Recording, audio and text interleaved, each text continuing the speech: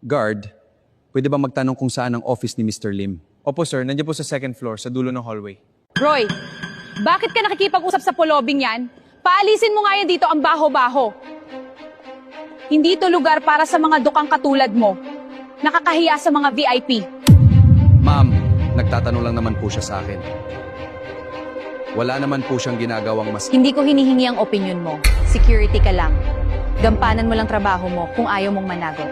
Yes ma'am, masusunod po. Ma'am, wala po siyang kasalanan. Nagtatanong lang po ako kung saan ang office ni Mr. Lim. Mr. Lim, naririnig mo ba ang sarili mo, Tatang? Sa tingin mo ba, mag-aaksaya ng oras ng isang multi-billionaire sa taong katulad mo? Tingnan mo nga sarili mo, kailan ka pa huling naligo? I need you to get out of this building. Tama na yan. Anong nangyari dito?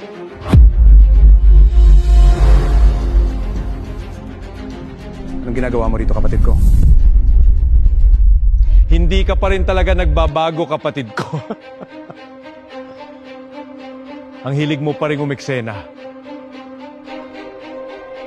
Pero,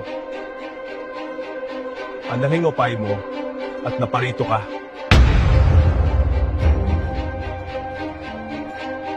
Kapatid pala ni Sir Lim yun.